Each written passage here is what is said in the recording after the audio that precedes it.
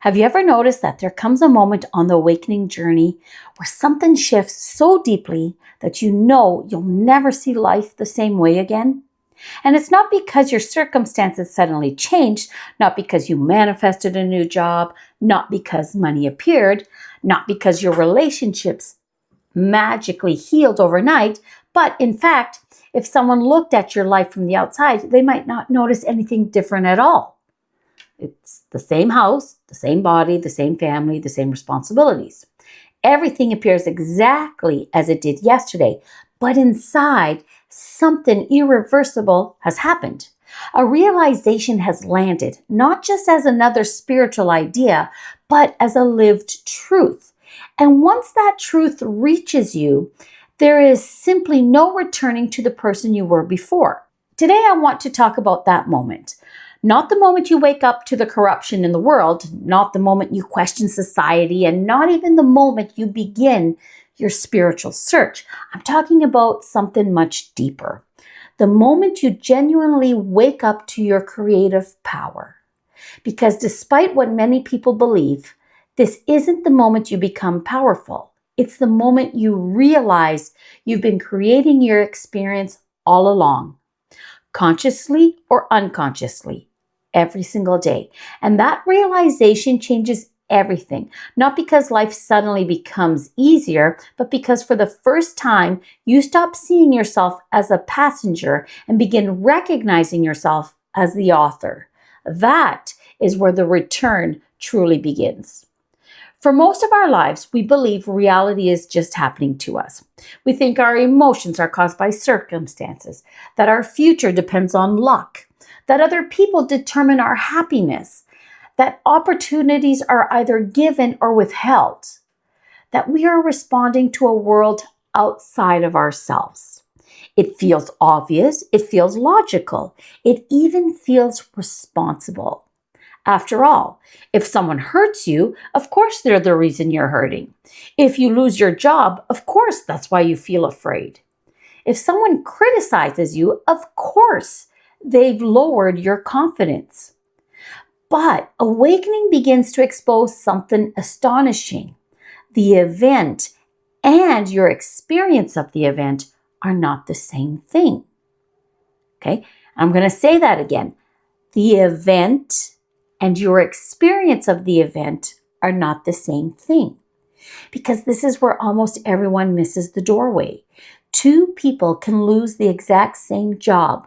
One spirals into despair and the other starts the business they've secretly dreamed about for years. Same event, different reality. Two people receive the same criticism. One carries it for decades, while the other uses it as fuel to grow. Same words, different experience. So why? Well, because events do not contain meaning. Meaning is created with consciousness. And once you begin to understand that, you realize you've been participating in the creation of every experience you've ever had. Not always intentionally, but constantly. That realization can be uncomfortable because the mind immediately hears blame. But this isn't blame. This is authorship. Blame says it's your fault. Authorship says you have influence. Those are completely different conversations. One leaves you powerless, the other returns your creative authority. One of the strangest experiences after awakening is realizing that most of what you believed wasn't actually yours. Have you ever caught yourself thinking something and suddenly asked, wait, who taught me this? Where did this belief come from? Maybe you've heard yourself say, money is hard to earn. People always leave. Success changes people. I'm too old. I'm too late. Life is supposed to be difficult. And for years, those thoughts felt like facts. But awakening reveals something extraordinary. A thought repeated often enough becomes familiar. And familiarity disguises itself as truth. That's how conditioning works. Not through force, through repetition. Your family repeated certain stories. School reinforced others. Religion Media, culture, trauma, and past experiences all added layer upon layer until eventually you stopped questioning the program. You simply called it me. But here's the beautiful part. The moment you can observe a thought, you've already stepped outside of it. The observer is never the program. The observer is consciousness itself. And once you discover that, real freedom begins. Not because the thoughts disappear overnight, but because they no longer have unquestioned authority over your life. There is a moment after awakening that can feel both liberating and deeply confronting. It's the moment you stop asking, why does this keep happening to me? And you begin asking, what within me continues to create this experience? And at first, that question can feel almost offensive because the mind immediately wants to defend itself. Are you saying I caused everything? No, life is far more complex than that. We share a world with billions of other people, each making choices of their own. You cannot control every event. You cannot control every circumstance. You cannot control another person's decisions. But what you can influence is the meaning you assign to every experience, the identity that emerges because of it, the emotional patterns you continue to rehearse, and ultimately, the future those patterns continue to produce. This is why I often say reality is not your enemy. Reality is your mirror. A mirror doesn't judge you. It doesn't punish you. It simply reflects what stands before it. Imagine walking into your bathroom one morning and seeing your reflection with your hair completely out of place. Would you blame the mirror? Would you try to polish the glass? Would you buy a new mirror? Of course not. You would recognize that the reflection isn't the source. It's revealing the source. Yet this is exactly what many of us spend years doing with our lives. We try to change the reflection. We change jobs. We change partners. We move cities. We buy new things. We reinvent ourselves over and over again. And yet the same feelings somehow follow us. Different faces, same patterns. Different opportunities, same fears. Different environments, same internal conversations. Eventually, something extraordinary begins to dawn on you. Maybe life isn't repeating itself. Maybe I'm repeating myself. And that realization changes everything because now the world stops being something you fight against and becomes something you learn from. Every reoccurring challenge becomes a message. Every emotional trigger becomes an invitation. Every difficult relationship becomes an opportunity to discover a part of yourself that has been asking to be seen. The mirror is not there to shame you. The mirror is there to reveal you. And once you understand that, you stop trying to escape your life and you begin reading it. One of the biggest misunderstandings in the spiritual world is the idea that creation happens only when you're meditating, visualizing, or saying affirmations. But your creative power isn't something you turn on for 20 minutes each morning. It is operating every waking moment. The question isn't whether you're creating. The question is, what are you creating without realizing it? Think about how often your attention is pulled throughout the day.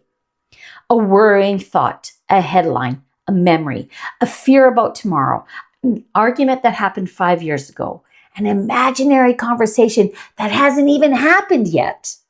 Notice how quickly your body responds. Nothing outside has changed. Yet, your heart begins racing, your stomach tightens, your shoulders tense, your breathing becomes shallow. And why? Because the mind presented an image and the body believed it was real. That is creative power in action. Not mystical, not magical, natural. Your nervous system does not distinguish between a vividly imagined experience and one happening right in front of you. And once you see this, you begin to understand why guarding your attention is one of the most loving things you can do for yourself. Because attention is not passive. Attention is participation. Whatever you repeatedly give your awareness to, you strengthen. Whatever you emotionally rehearse, you become more familiar with. And Whatever you continually identify with begins to feel like you. This is why I often say attention is creative currency. Every moment of your attention is an investment. You're either investing in fear or investing in possibility. You're either rehearsing limitation or rehearsing expansion. And here's the beautiful part. Most people spend years trying to change their lives without ever realizing they're feeding the very reality they're trying to escape. Not because they want to, but because their attention has become conditioned. The mind keeps returning to the familiar, even when the familiar is painful. Awakening interrupts that cycle. And for the first time you catch yourself in the act, you notice the old story beginning. You recognize the emotional pull. And instead of unconsciously following it, you pause. That pause may seem small, but it is one of the most powerful moments in the human experience. Because in that pause, conditioning loses its grip. Choice is born, and with choice, creation becomes conscious. Before awakening, almost every decision is made from the same unconscious assumption. When I finally get there, then I will be okay. When I make more money, then I'll feel secure. When I meet the right person, then I'll feel loved. When I lose weight, then I'll feel worthy. When people finally understand me, then I'll feel enough. Our entire lives become organized around a future version of ourselves. We're constantly reaching, constantly striving, constantly postponing peace until the next achievement. But awakening reveals something that turns this entire strategy upside down. You never experience life in the future. You only ever experience it here, this moment. And if your present identity is rooted in lack, you'll carry that lack into every future you create. A person who believes they are not enough doesn't suddenly feel enough because they earn more money. They simply become someone with more money who still doesn't feel enough. The external changes. The internal remains untouched. That's why so many people achieve everything they once dreamed of and still feel empty, because they changed their circumstances without changing the one who was experiencing them. The greatest shift is realizing that you don't create a new life by chasing different outcomes. You create a new life by becoming a different observer, a different interpreter, a different author. The future doesn't begin when your circumstances change. The future begins the moment your identity does. There's something very few people talk about when they speak of awakening. Everyone wants the expansion. Very few are prepared for the loss. Because the moment you genuinely wake up to your creative power, the first thing that begins to disappear is the version of you that believed they had none. And that can feel terrifying. Not because you're losing yourself, but because you're losing the story you've spent a lifetime calling yourself. Think about it. For years, perhaps even decades, you've answered the same question. Who are you? And maybe your answer sounded something like this. I'm shy. I'm anxious. I'm the responsible one. I'm a people pleaser. I'm the one who always struggles. I'm unlucky. I'm the one everyone leaves. I'm the one who never quite gets ahead. You repeated those descriptions so often that eventually they stopped sounding like stories. They started sounding like facts. But here's the question that changed everything for me. Who were you before you learned to describe yourself? Sit with that for a moment. Before anyone told you who you were, before report cards, before criticism, before labels, before success, before failure, before comparison, who were you? Because that awareness, that simple presence behind every experience has never changed. It has watched you become a child, a teenager, an adult. It has watched your body change. It has watched your beliefs change. It has watched your opinions change. It has watched your relationships come and go. And it has watched entire chapters of your life begin and end. Yet somehow, the one who was watching remained. That observer is closer to who you truly are than any description you've ever believed. And awakening is not about becoming someone new. It's about remembering the one who was here before the conditioning began, which means something extraordinary starts happening. You stop defending identities that no longer serve you. You no longer feel the need to prove you're right. You stop carrying old wounds as evidence of who you are. You stop introducing yourself through your pain. You stop making your history your identity. Because history tells you what happened. Identity tells you who you're choosing to be now. Those are not the same thing. One is memory, the other is creation. And the moment you see the difference, your future quietly begins to change. Not because you forced it, but because the one imagining it is no longer the same person. Life begins to feel strangely alive. And not because the universe suddenly decided to communicate with you, but because for the first time, you've become quiet enough to notice. A book appears at exactly the moment you need it. A conversation answers a question you've been carrying for weeks. Someone mentions an idea you've been contemplating in private. A door closes only to reveal another you never would have seen. People call these synchronicities, coincidences, signs. But I think something much deeper is happening. Reality has always been responding. You've simply spent most of your life speaking over it. Think about standing beside a river. You were simply too busy shouting to hear it. When the mind finally begins to settle, you notice patterns that were always there. You notice opportunities you once ignored. You noticed intuition before logic interrupts it. You notice that gentle feeling inside that whispers, this way. Not because it's loud, but because everything else has become quieter. And this is where many people become confused. They begin chasing signs, repeating number patterns, waiting for feathers, looking for external confirmation before making every decision. But genuine awakening doesn't make you dependent on signs. It makes you sensitive to yourself. The sign isn't the power, your awareness is. The feather isn't creating your future. The repeating numbers aren't making your decisions. They're simply reminders, gentle invitations to return your attention to the one who is creating the experience, you.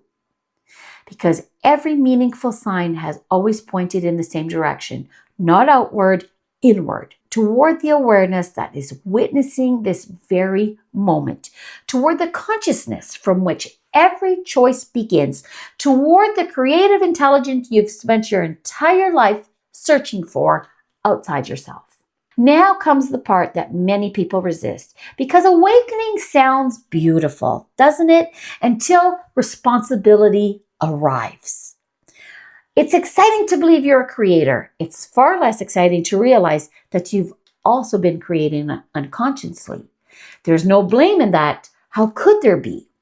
You can't consciously choose what you've never been taught to see. Most of us inherited our thinking, inherited our fears, inherited our beliefs about money, love, success, health, God, worthiness, failure. We didn't wake up one morning and decided to believe these things. We absorbed them, just like a sponge absorbs water. So this isn't about judging the past. It's about recognizing that today you have something you didn't have before, awareness. And awareness changes the entire equation, because once you see the pattern, continuing it becomes a choice. That's the turning point, not perfection, choice. You'll still have fearful thoughts. You'll still become frustrated. You'll still catch yourself slipping back into old emotional habits. So do I. The difference is you don't live there anymore. You notice, you pause, you remember, and then you choose again. That is conscious creation. Not forcing reality, not pretending difficult emotions don't exist, not bypassing pain with positive thinking, but becoming so aware of your inner world that you no longer allow yesterday's conditioning to automatically become tomorrow's future. That is freedom. Not freedom from life, freedom within it. If you stayed with me until this moment, I want to leave you with something. The day you genuinely wake up to your creative power, the world doesn't suddenly become perfect. You still face uncertainty, you still experience loss, you still have moments when old fears come knocking at the door. Awakening doesn't remove your humanity, it transforms your relationship with it. Because now, when fear appears, you don't mistake it for truth. When doubt appears, you don't mistake it for identity. When difficult circumstances arise, you no longer assume they define your future. Instead, you remember something that changes everything. You remember that between every experience and every response, there is awareness.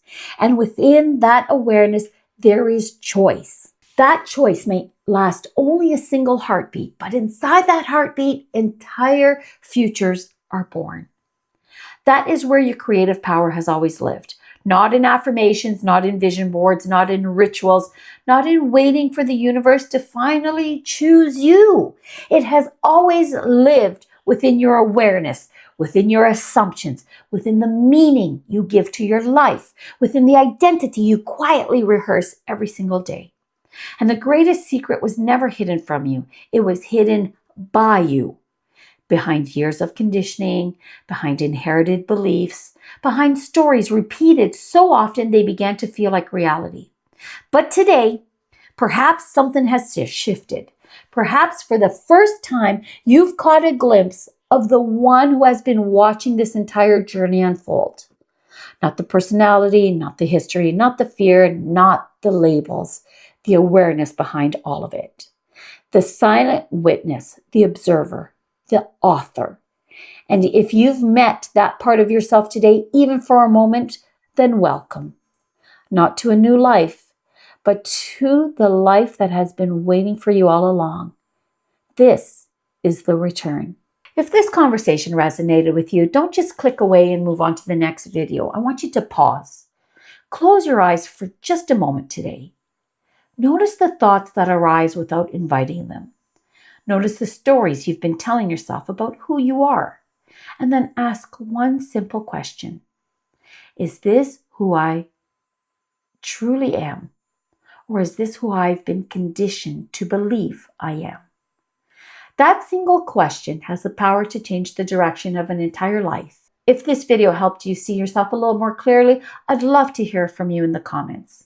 What was the moment you realized that life wasn't simply happening to you, but was also happening through you? Because your story may be the very thing that helps someone else begin their return.